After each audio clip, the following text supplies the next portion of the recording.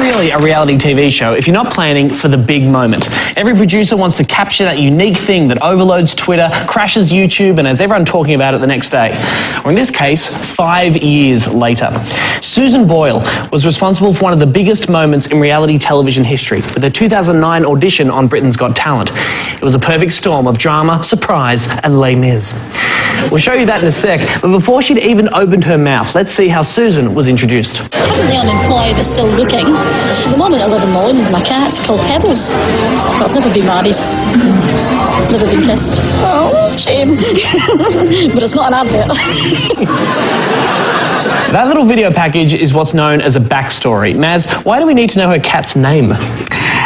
You need to establish her nature, and it's something that reality shows have to do very quickly. So you naturally give people a headline, and we do this in life. You say, meet my friend, Dicko, who's been on lots of reality shows, and so you always give someone a little extra little swish. I like that she says, I have a cat called Pebbles. I've never been married.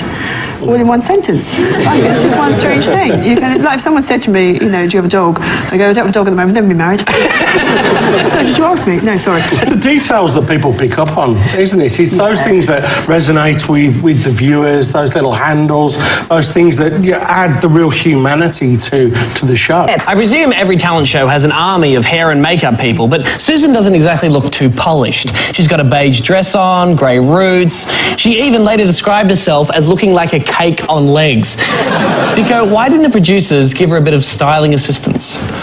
Are you crazy? No, look, the four most distressing words you can hear from a reality producer are, don't change a thing, right? I remember when I got cast as the judge on Idol, I said to the producer as he was leaving my office, I was thinking of cutting my hair. He went, don't change a thing.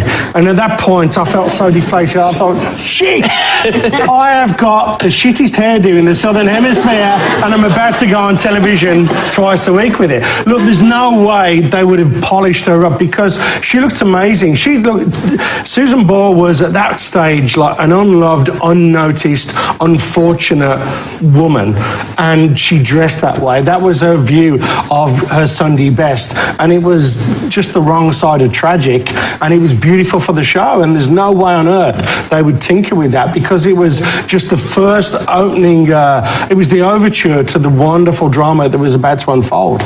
When Susan walks out on stage, Simon Cowell looks pretty unconvinced, as does the audience. Hi, what's your name, darling? My name is Susan Boyle. And how old are you, Susan? I am 47. And that's just one side of me. As the producers didn't have to edit in the eye rolling there, why did they?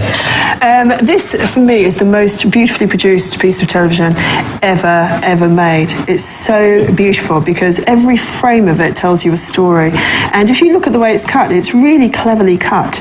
You'll notice that they take long shots of her, and they could have just taken shots of her head, but they take a long shot of her because she's a bit dumpy, and she moves awkwardly, and all of that is charming. And every single frame of it, and every moment of this is saying to you, she is shit. When she walks on, the music goes dun dun dun dun dun. Like you didn't think she was stupid enough, they've put a track on to say, we're going to help you think that she's an idiot. So everything is gathering. They're holding your hand and they're saying, expect the worst experience of your lives. It's a modern day Cinderella story, isn't it? It is. They've just dusted off a story that all of us have had from childhood and transposed it into, as you said, the most beautifully crafted piece of reality TV. Now we've all got that first impression of Susan, it's time to see her in action.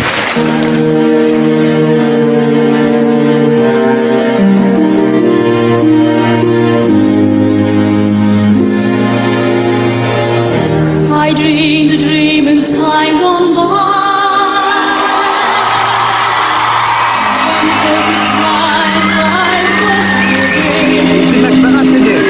No.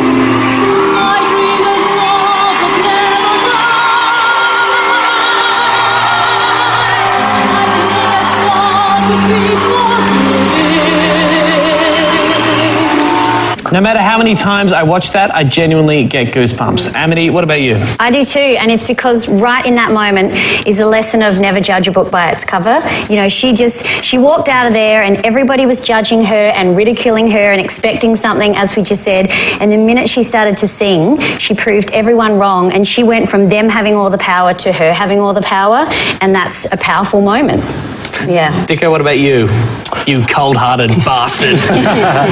Look, I love the way it's crafted as a piece of TV. Purely and simply on a vocal performance, I didn't like it. I think it was ordinary. I think she can carry a tune, but ultimately, it was good enough. Boo! Boo! No, but it was good enough to. It was good enough for that moment, more than good enough. But you know, it wasn't as good as everyone was saying. And I remembered playing golf on my golf club with like 3 70-year-old blokes who saying, "Dick, have you seen this Susan Boyle?" I'm thinking, how do you know about Susan Boyle? That's half a world away. But even it had even reached them. Well, we reckon there is a moment where Simon Cowell realises how much money his record company's about to make off her. Have a look at this, right? A little bit bored, a little bit bored. Yeah! I dreamed a dream of shit tons of cash! Susan Boyle's Audition became a YouTube sensation. It's been watched hundreds of millions of times. She didn't actually win Britain's Got Talent that year. She came runner-up. But her record, I Dreamed a Dream, was the best-selling British debut album of all time.